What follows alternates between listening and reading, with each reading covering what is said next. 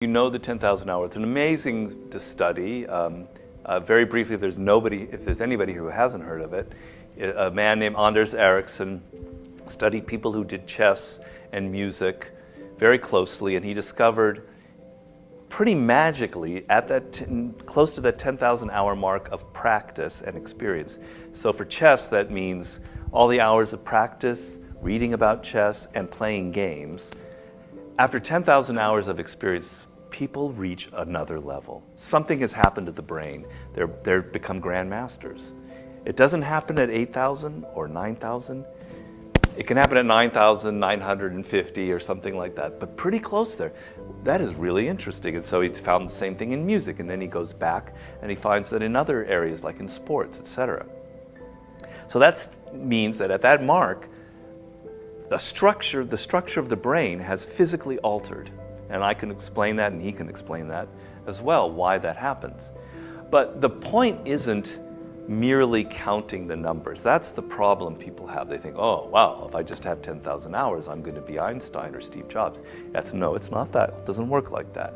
It's not just the number of hours, it's the quality of the hours. So number one, it's the intensity. If you spend 8 years focusing deeply on a problem, trying to solve it, working night and day, you're going to accumulate 10,000 hours in 8 years, and it's going to lead to something amazing.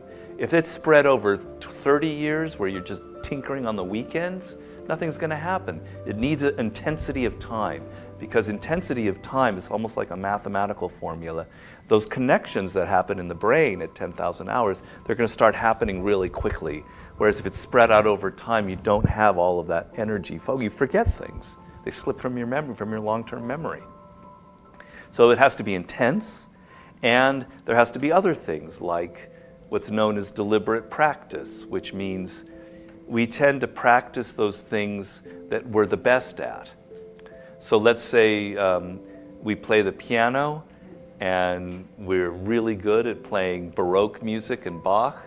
We'll tend to just keep playing that because it gets easy and it seems fun.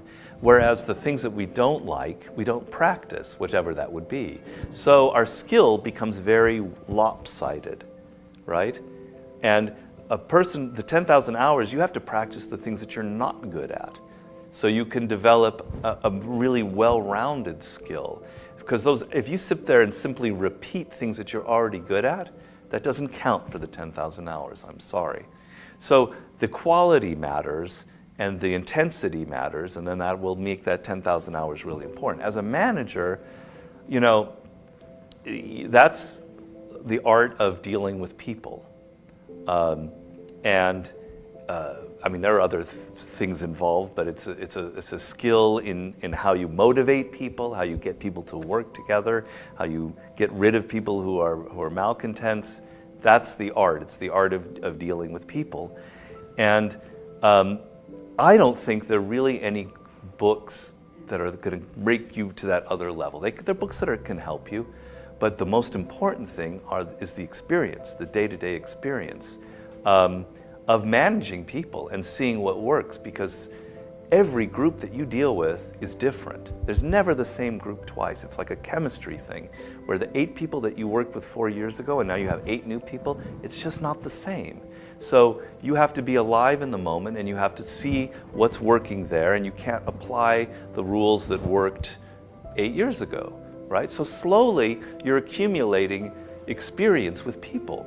I'm going to be interviewing for my next book a lawyer, a very famous lawyer in California named Howard Weitzman. Howard Weitzman, he's not a manager, but he was one of the defense lawyers for the O.J. Simpson trial, you might have heard. He is a master at juries.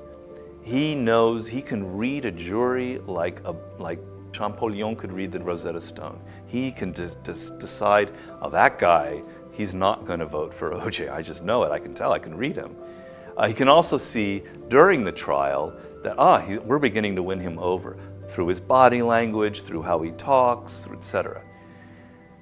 This man is a master at reading people, but it's the function of doing it for 20 years, and there's nothing that can replace that.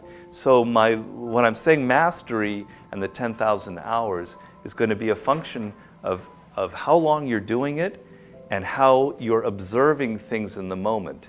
So if you're observing people and each experience and not simply seeing what you think is there, like what happened 8 years ago, you're going to be accumulating that 10,000 hours.